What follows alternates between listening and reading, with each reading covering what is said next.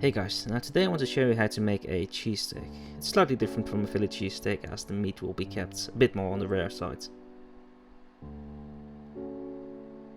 Up first is the meat. Now you kinda want a nice ribeye. The more marbling fat in between the muscles, the better. So it makes it quite a lot tenderer. Some butter, some cheese, and I'm using American as it's the meltiest.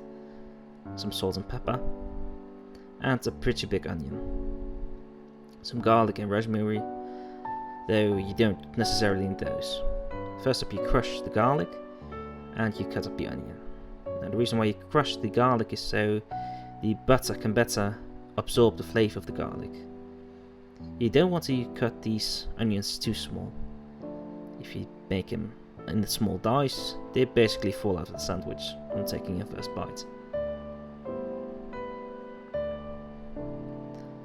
For the meat, take it out way before you cook, at least 15 minutes, and you just season it with salt and pepper.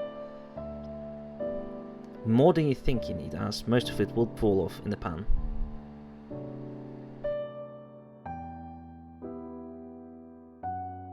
Make sure the pan is nice and hot before you add the steak. You want to hear it sizzle. Add the aromatics and just wait a bit. You want it to have a nice crust. A crust gets created by a Maillard reaction where the proteins and the sugars in the steak will react under the heat. It's actually what gives cooked meat so much more flavour. Now once one side is done, you want to baste the steak. You're going to spoon over the butter that has the wonderful rosemary and garlic flavour. It also helps cook the steak a bit faster.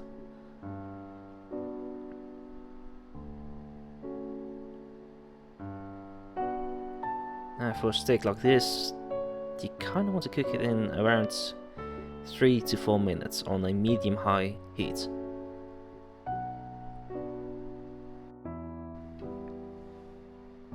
And feel for doneness.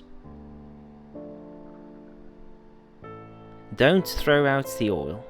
You're going to want to add some onions to it.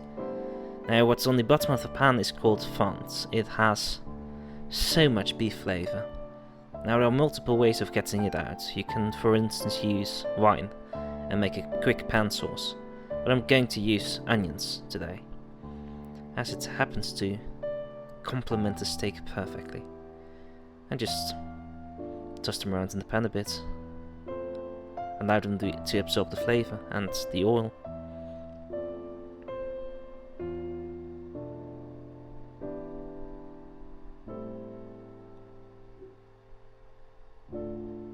This step can take a bit longer than the steak, as you kind of want to soften the onions up a bit as well.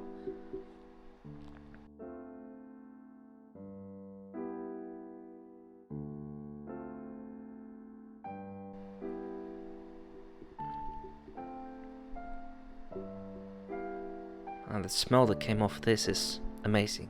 You wouldn't even know you're just cooking some onions.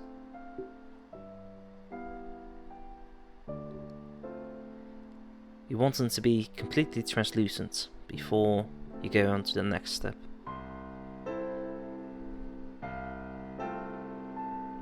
And that looks like it's about done. Now you want to make a nice pile of it and just add some cheese and just allow it to melt. Added some butter here as well, as it has gotten a bit dry. You want your onions nice and moist.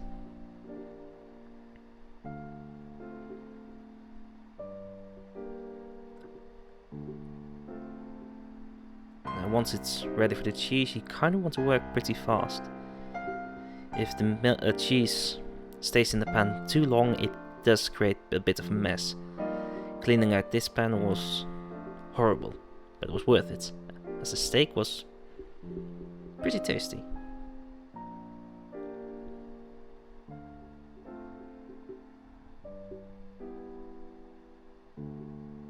And just allow it to melt.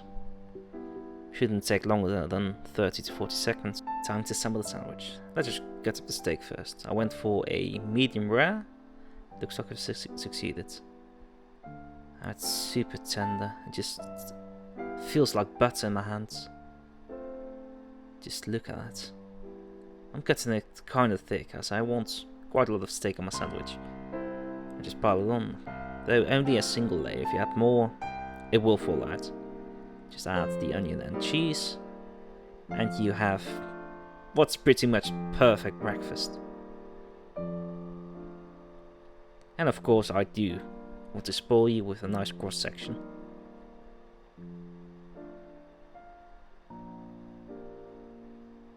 Now if you like this video and you want to eat it, just like and subscribe. I will make more meals like this, not just sandwiches of course. And just take a look at that. Perfect breakfast.